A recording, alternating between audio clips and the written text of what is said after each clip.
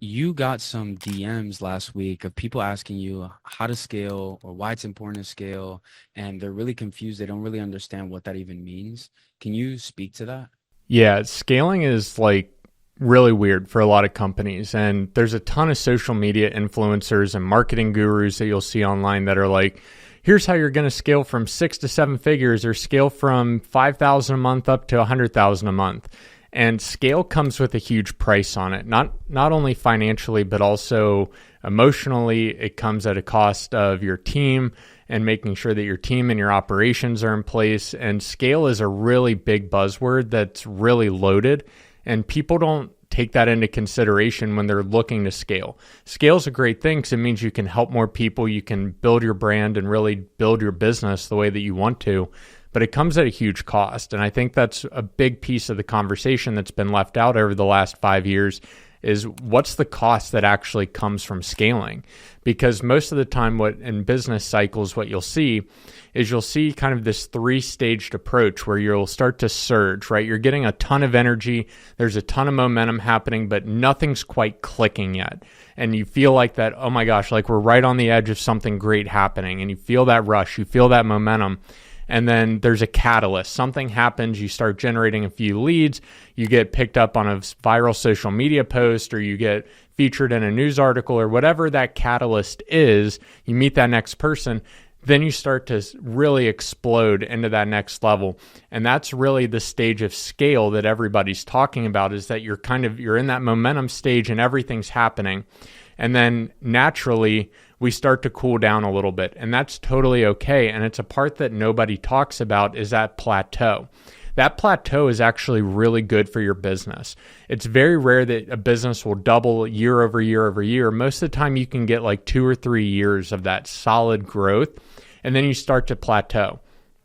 And that plateau actually needs to be respected for supply and demand inside of your marketplace as well. Because if all you're doing is pitching and selling and trying to scale, what you'll end up doing is depleting your market and never actually seeing if what you tested worked well the entire time, or if you were just riding on the tailwinds of that success and that just happened to get you to where you're at.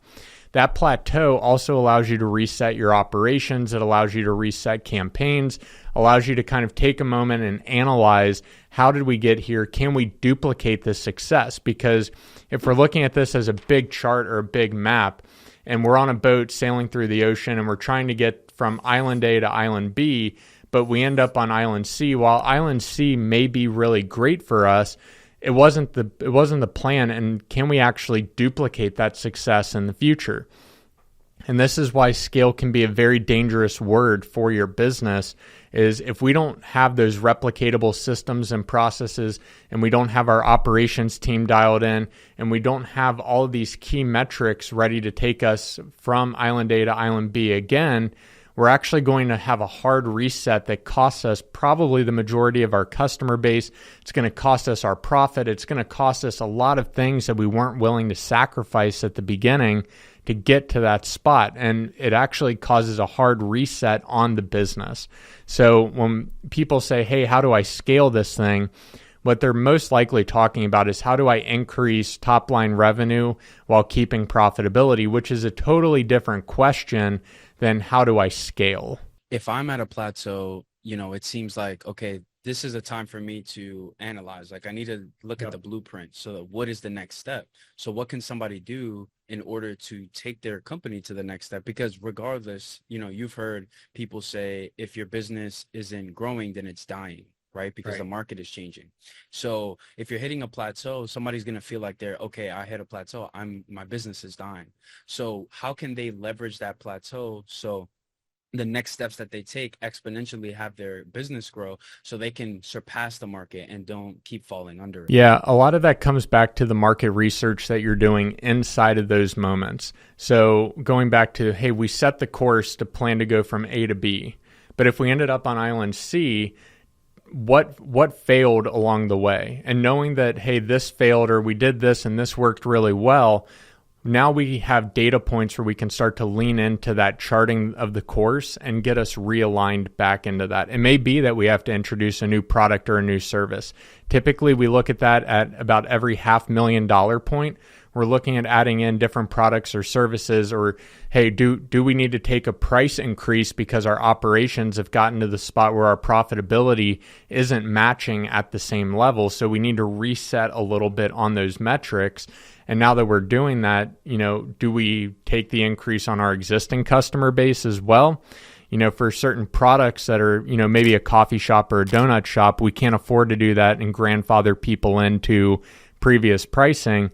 But on service-based companies where you have contracts, or, for people like me where we have an agency where we have those, we typically just grandfather those people in because the next round we know is going to be more profitable, and that leads to open our network, open our referral group, and we can really start to play with those pieces a little bit more and differently now that we've got the extra operations. Or say, hey, this product that got you here may not be the exact service that's going to be required for that next stage of your growth. So we need to look at that and say, hey, we were running this play for you at this price or at this offering, and this just isn't going to be what gets you to that $5 or $10 million mark. It maybe got you to the first 7-figure mark, but the challenges and the problems that are going to happen from 0 to $1 million look completely different from 2.5 to 5, and that looks completely different from 5 to 10 and 10 and beyond. So looking at how we structure those things becomes completely different too. So then, with that in mind, I heard you say that if you typically will change things every $500,000, right? Yeah. How do you know what is the next one thing that you need to do to scale to the $500,000? Yeah, it comes back to our people, product, and process that we talked about inside of that neuromarketing video, the 3 pillars of successful neuromarketing businesses. We'll leave a link for that in this video as well. It's looking at which one of those is probably going to fail us in that next growth period. Is it our product? Is it our team? Or is it our processes on how we're running operations that we really need to focus on? So while I say we change things up and it's typically a new product or a service, it might be, hey, we need to look at adding in a customer service manager because that's going to take the load off of operations to be able to handle that next phase of growth. And while that person may cost us 50, 60 grand in annual salary, it frees our team up to be able to maybe handle 5 or 6 new clients or 10 new clients or 20 new clients that then we don't really have to add in much more than what we're already doing, but we can just pivot our pieces a little bit into that giant puzzle that we're all trying to solve, which is how do we create really successful businesses that provide amazing solutions for our customers? Okay.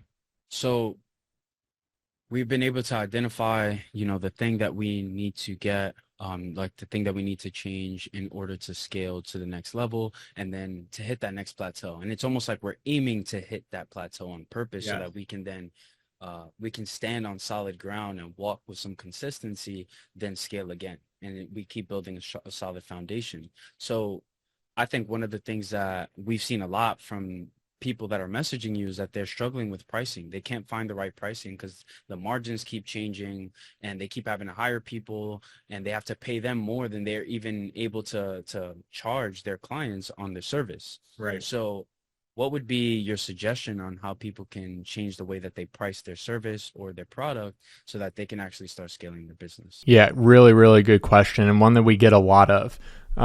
Pricing is a very complicated and very tricky art form. There's not an exact science to it. And a lot of it is testing out inside of the market and testing out inside of your proposals, knowing that you're probably going to lose, if you're a service-based agency, some of the leads that come in because you're testing different pricing along the way. Ultimately, though, we have to figure out at baseline, what does it actually cost to run this? What did it cost to acquire those customers and making sure we're putting in our customer acquisition cost into our products and services? And how are we doing that? Because ultimately, what every business's North Star should be, which is lifetime value divided by cost per acquisition of our customer. That multiple is always going to lead us to a positive direction. But if that formula gets flipped and our CPA or cost per acquisition doesn't equal a whole number for us compared to our lifetime value, we have a losing formula. And it's ultimately going to cost us a lot of money in the future because we have to get repeat customers. And let's say you're a 1 or 2 time purchase across their entire lifetime, which those services do exist, those companies are out there. Those become a lot more price sensitive than maybe somebody like a Dunkin' Donuts or a Starbucks, to where they know, hey, we may not get this one person back, every single time that they buy a coffee, but we do have our loyal supporters that are going to way outweigh that one person that maybe comes once or twice a year. So it really is more of an art form around how do we start to price this compared to, somebody that's maybe like a lawyer or like a divorce attorney, right? They're probably only going to see that client once in their lifetime, hopefully, and that you don't have the repeats coming through. But it still fits that formula, right? What's the lifetime value of that one person over what it costs to acquire them? And that metric should be moved as we start to scale, because like I said, we should be getting those repeats. We should be getting that lifetime value up. So even if we do have the one or two or, half dozen or dozen people that only come back that one time, the goal is that it's outweighed by the people that are coming back over and over and over again. But if that's over leveraged in that one direction or the other, then we know we have a problem and that our pricing is probably off. If we have people that are coming back all the time and they're probably saying, wow, this is a really good deal that's actually too good to ever pass up, right? If Starbucks put out a 89-cent cup of coffee every day, when the standard across the industry is $3 or $4, then you start getting into, well, is this brand actually valuable? Is the product that I'm getting actually matching my internal status as the consumer, saying I'm worthy of a $5 cup of coffee, not an 89-cent cup of coffee? Yeah, Alex, I think that answers all of the questions that you've been getting in the DMs over the past couple weeks. But there's one thing that you left out that I really want you to touch on. And I got the privilege of seeing it in your physical newsletter, the Neuro Insider, which was great, by the way. There was a part where you were talking about the Hobson's choice model. And I think that the audience would find that really valuable right now when it comes to figuring out what to price their service at. So can you explain that? Yeah, so most companies really struggle with different pricing models, how to price, what do we actually show our end client as far as our pricing. And Hobson's choice is this idea that if you only present one option to somebody, that oftentimes they won't even take that one option. So this is why you see a lot of good, better, best models out there. And let people pick what they actually want to purchase. And it gives people this idea of like, I'm in control, I'm the one that's making the decision, and it's a really powerful spot for the consumer to be in instead of eliminating all of those choices and just saying, we're making the decision for you, here's the decision, take it or leave it. This gets into a lot of deep marketing concepts around like decoy pricing models, and how to actually like put things in certain places to influence individuals towards one package or one product versus another. So a good example that we use all the time is with donut shops and coffee, right? So while 85 or 90% of your donut base is actually the dough, that's pretty uniform across all your donuts. And while the 10 or 15% may be the customizations that we put on top of that donut, that's really what we focus on inside of our decoy. While the base of it may be the same, it's still the same guts and components. It's that last layer of customization that tends to cause problems for people as far as what do we actually price this at? How do we actually get people to pick one option over the other? So by giving them a good, better, best, or a 1, 2, 3, or a small, medium, large, and putting specific pricing on that, we can push them in one direction or another. So let's take a cup of coffee, right? If we have a cup of coffee at $3, $4, and $4.50 for the small, medium, large, people are naturally going to say, well, there's only a 50-cent jump between the medium and the large, so we're probably going to sell more of the larges than we will of the smalls. But if you want people to buy more of the small, then maybe it's like $3 for the small, $6 for the medium, and $9 for the large. People are naturally going to pick more towards that smaller to medium size range. So when you're designing your packages, designing your products, it's important to keep in mind which direction do we actually want to pull them and how does that fit inside of our operations. So going back to the video of people, product, and process for our 3 Ps of neuromarketing, this is where we can start to really allocate some of those sneaky tactics and say, hey, for operational sake, we want people to get the medium package. We don't want them necessarily always going for that large one because it creates a lot of operational strain on our business. So we need to price more towards the medium. So let's take a website agency, for example. So if you're a website agency and you're going after, a medium package, right? Because that's the one that we can operationally fill the most easily. We can turn out a bunch of them, high volume. Then how we start to stack those pricing models is, let's say for like a 5-page website, it's maybe like $1,000. But the big package of 50 pages, all the bells and whistles, it's going to be a huge operational strain on the business. Maybe we place that at like 25 or 30,000 because we really want them in the middle, which is going to still give them the solution that they're after. And it's more affordable for what they feel like they're getting. And maybe we put that at like 5 or 7 grand. So that's how we can start to leverage Decoy pricing on both ends of our spectrum to kind of push people away from what we really want to really push them towards that middle. And if we really wanted to get even more to push towards the middle, that smaller option, we would actually say, hey, for 5 pages, it's, maybe like 4 grand. But for the medium one where you get all of the extra bells and whistles, you get the extra pages, that one's only 5 grand. Now we're really starting to push people into that middle package because the value difference way outweighs what that cost difference is actually providing to them. Right. And this falls directly in line with what you were talking about earlier when you were saying to pick one thing and then scale that to 500 or a half a mil, because you can pick that price that you want everybody to focus on and then just do that, make the change after you hit half a mil with that decision. Exactly. And it gives you good testing ground and good data. And that people like the 500,000 is kind of arbitrary. It's a number that we've picked internally because it gives us enough data points around sales and marketing and everything else to really see, is that an accurate price for us?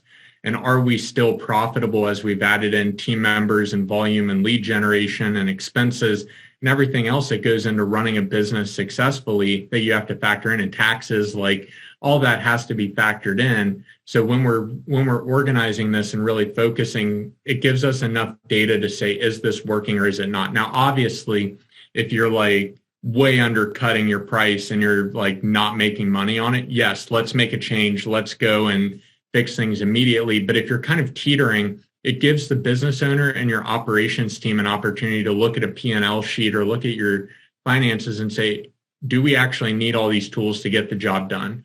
Can we integrate AI for some of this and take some of the workload to get us 50 or 60% of the way there? And then the human takes over for the last 45, 50% of it.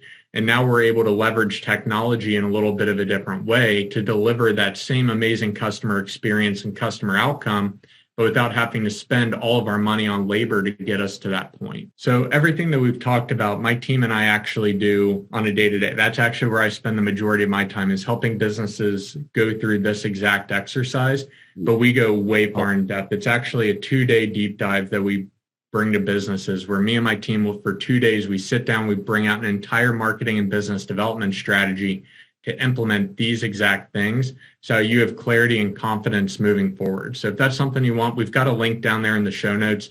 Just book a time with our team and we're more than happy to hop on a call and see if we can get you the help that you need.